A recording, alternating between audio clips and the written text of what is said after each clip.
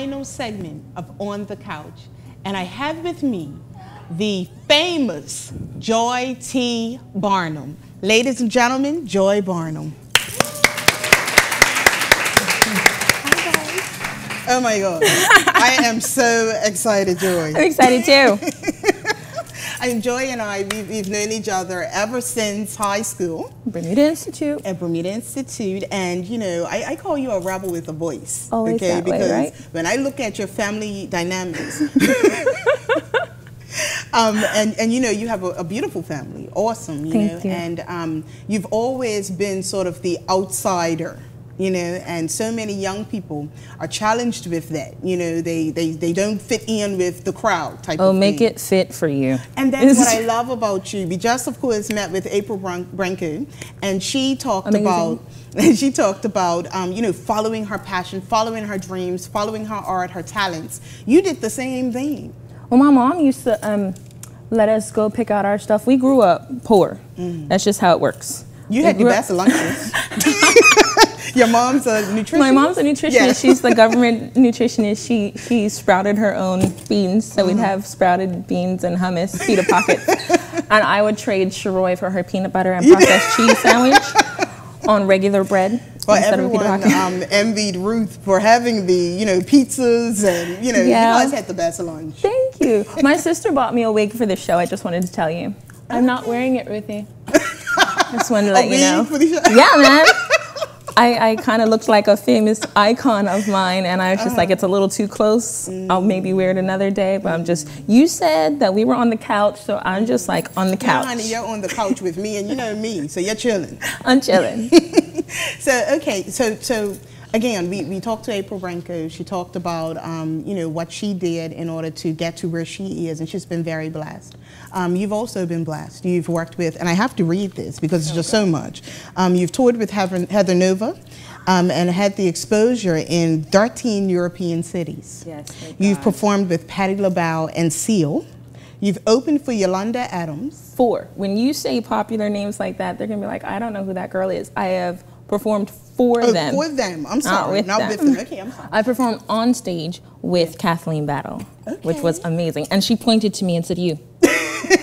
Double my high note. Okay. Yes. She talked to me. Do it. Yeah, it was great. I don't even care if it was like number 1, 2, 3, number 45 over on the left.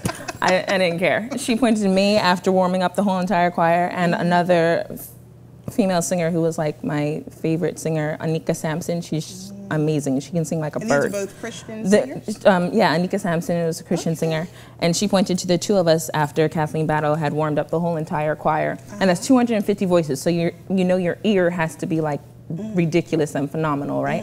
And 250 voices, and she just goes, you, double my high note. I was like, okay. You stood out. I can do it. So choir, I was in the Aeolians, and that's of Oakwood University. It was Oakwood College when I went there, and that's also a UNCF college. You saw I opened with Angela Davis, and I like my Obey product. Okay. Can I sidetrack about this? Go ahead. I had this on, and I was at a DSW in New York with my sister. They don't have my size. I got big feet. But I was with my sister, so I was just standing on the side, and there was this guy on the phone, and he's like, oh yeah, oh my God, wait a minute, excuse me, that shirt, that jacket, where did you buy it? That's my friend's design. Have you seen all the Obama posters? And I was like, no, I'm from Bermuda. And he went, oh. And then just, he wouldn't even be excited that it's over I don't even know where that is. I don't want to know anymore. Well, he'll know after On the Couch makes it global. A round of applause. Okay. Like especially having guests like you on the show. I mean, you stopped me, but you have to let me give the rundown. Okay, I stopped you. Yes, you stopped me. Patti LaBelle and Seal, you performed on the same stage. Yes. Okay. Yolanda Adams, Smokey Norfolk, a Swedish indie artist. And indie, of course, means independent artist. And now she's signed to a major label, which is awesome. Now, how do you pronounce this? Is it Leaky or Likey? Likey Lee. Likey Lee. Okay. And Jasmine Sullivan. Yeah. You are an expert in rock, country, gospel, jazz, and opera genres. Opera. I'm sorry, I said Oprah? That's all right. It's okay. You can say Letterman. It's fine. You can say whatever you want. Well, you know what I mean. I do. Opera. Yes. Yes. Well, that's how I got into the And raps. And somebody shouting no rap. I didn't know you were a hip hop artist. I dabble. I was saying about Oakwood College. I was in the Aeolians, and that's how I learned opera. It was at your graduation. Oh. I was singing, and I told my mom I wanted to go to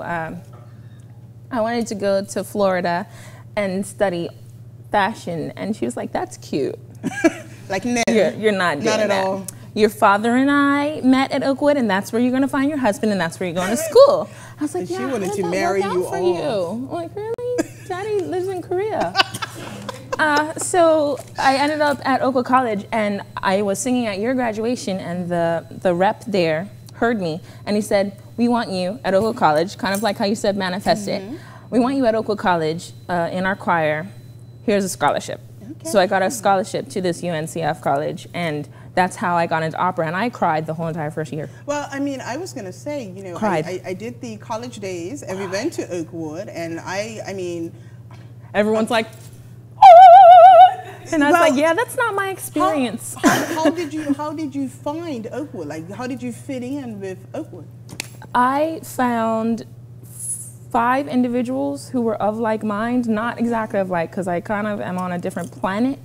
But I find people who were gravitating towards that planet by, I was playing Lionel Richie on repeat in my room with my roommate, McKees, and we were listening to Hello, and we were on repeat just with the blinds drawn, and we were missing Bermuda, and we were like, is it me you're looking for?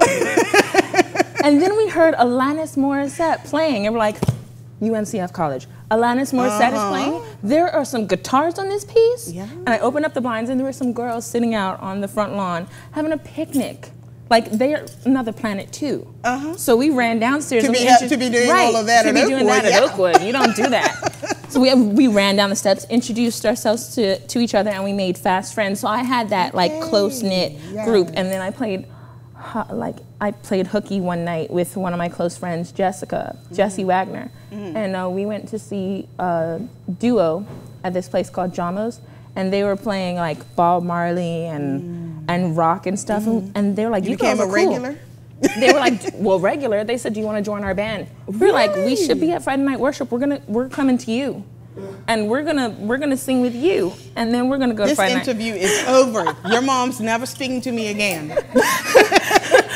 We went to church on Saturday, but on Friday night, when we were supposed to be worshiping, we were practicing rock with Rob and Joe, and Jessie is now a backup singer for Kid Rock. Okay. She's got her own website. Whenever you see her like online, this was my friend who one of the other 5 orbiting people. Yes. And she's like a backup singer. She's the lead singer of her own group, Envy, and she's amazing. I'm gonna go see her in a couple of weeks. We keep in touch. We're both starving artists, and I guess we both kind of like manifest. This is what we want to do.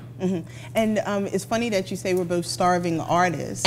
Yeah, you are. I don't know how that works.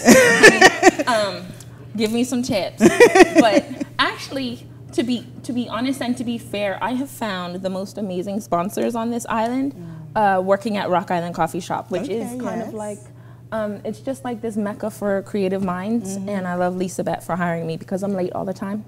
That's right, I said it. So you're still there? I'm late all the time, and she still hired me. I'm still there. I'm a part-time. I work part-time. You probably She's just awesome. When you work, you know? And everybody just wants coffee because Joy's in there. She's awesome. She lets me just work there part-time so that I can pursue singing full-time. If I can't come into work and I tell her I have a rehearsal, she's like, okay, cool, and it's fine. So I do have a part-time job, which keeps me from completely starving. But the sponsors I found working at Rock Island Coffee Shop are Bermuda Commercial Bank and Cell One of Bermuda. And Cell One of Bermuda sponsored me, sponsored my cell phone usage. When I say sponsor, like they give me tangible things that work for me. You can't pay Belco with sponsorship, I'm just saying. And you tried already? Yeah, no. I went to college. And you did go to college, and you studied music, yeah? I did. Okay. I did. So I studied music. What is your actual degree? I have a bachelor in music, which means like every genre under the sun and every language under the sun. I had to practice and I had to sing. Language. I sing in Latin, French, Italian, German, and that takes a lot of research because one thing I tell my students, I also teach underprivileged kids on Sundays, because I think that just because you don't have money doesn't mean that you don't have a gift. Yes. So just on Sundays, I take that time out in the morning and I teach them. And I teach them that before you sing a song, you have to get the emotion of the song down.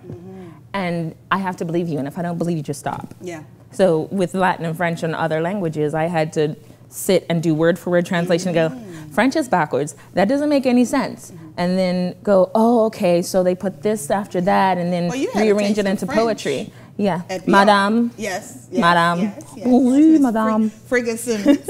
You know what? Our favorite term was zootolores. Zootolores. You could not say that. You could not say They folded the pages of the curse words in the back of the dictionary in the French book, and that's apparently a really posh curse word. It's not even like really gutter. It's just like, nobody says zootolores. Yes, that's what I learned. And the only song I know is Alouette.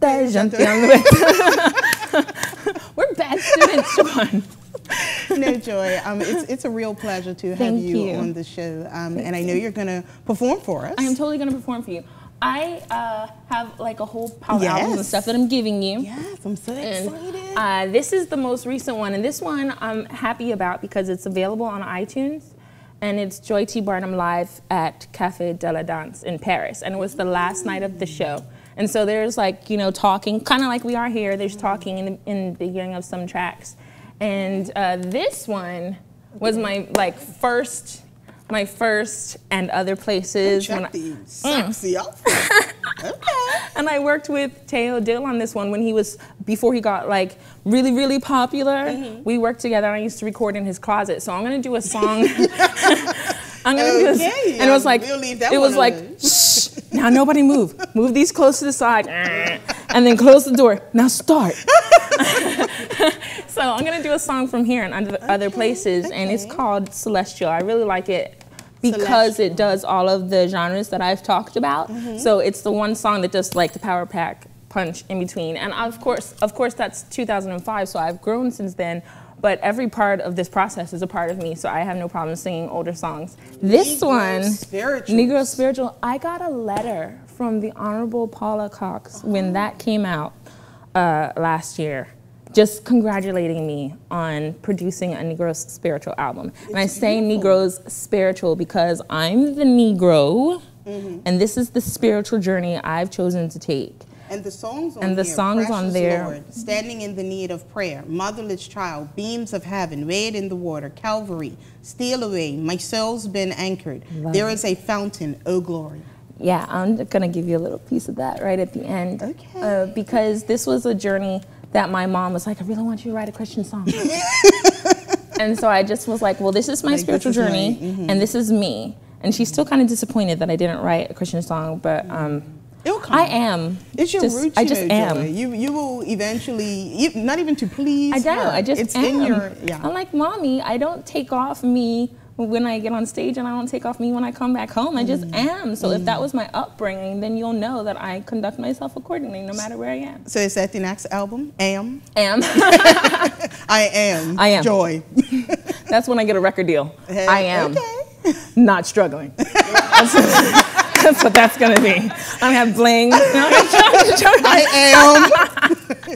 John, in just a few minutes, I can't wait to hear your voice. I'm so excited. Thank you so much for having me on the couch. As I said, in just a few minutes, when we return from this brief commercial break, we will hear Joy T. Barnum live on the couch.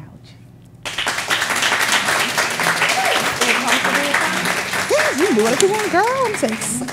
Okay, I can't hug you because I can't move. So.